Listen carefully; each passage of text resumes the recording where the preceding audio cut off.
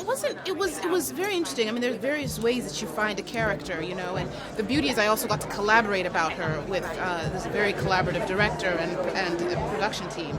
So that was really exciting too. But I mean, I think what was really easy for me was to understand her loyalty to Wakanda. To me, I'm an Africanist. I'm from Zimbabwe. I believe in the potential of my continent and the fact that, the world hasn't seen how much it's capable of. But I see it every time I go home, every time I'm on the continent. I see so much ability, so much beauty, so many things to celebrate, but I don't think the world sees it. So the idea of a country like Wakanda, it was very easy for me to connect to how much passion I would feel towards that, like her, and how much I would want to protect it, which is her job. So I really understood the stakes of her role of protecting a nation like that had never been colonized and that had flourished. Finding her also through how she moved and through how she fights and through how she's doing things that are traditional to her ancestry, to her mother, her foremothers who created the Dora Milaje. That was cool, and it was also grueling. But once I started to find that, I started to find her more. I think there are various ways. I think it really, well, I mean, honestly, I would say specifically the beauty of what Marvel has done is that they've created a story from the African perspective and given it this scale and this platform. And I think that makes it unique in and of itself. I think a world like Wakanda is a world we've never seen before. And I think there's so much, there's so many interesting political parallels going on in this movie and dialogue that we've just never heard, ever. Like, the Pan-Africanism dialogue and dialogue about everyone's role in the world, what does it mean to be a global citizen? Like, those are questions that I think are really powerful in the film and come from a very characterized place. So I think that just makes it original to just any other film, not any other Marvel film, but just any other film in general.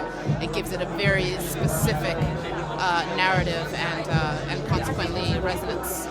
I think she is, because she's such a combination of so many complex, interesting things. I mean, one minute she's fierce, she's extremely feminine, she's got the big red lip, but she's got the bald head. She's definitely been an intense little girl growing up in Wakanda and wanting to get to where she got. And then, she earned her spot, and she's got a confidence in that.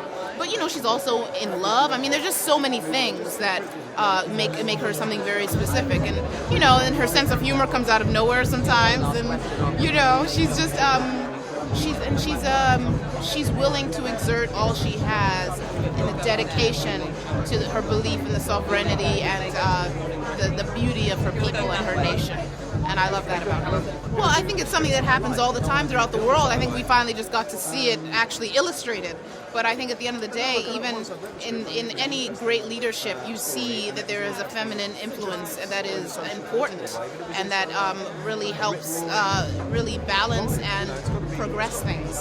And I think that the beauty of T'Challa is that he's willing to openly realize that and manifest that.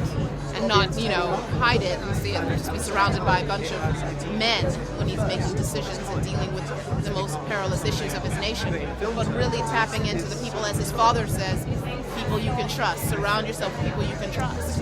And then the next thing you see, he's surrounded by women. And it's like, well, go figure. But, I love the example in that sense. Also in the leadership that he manifests. And that he's smart enough and confident enough as a man and as a leader to take that route.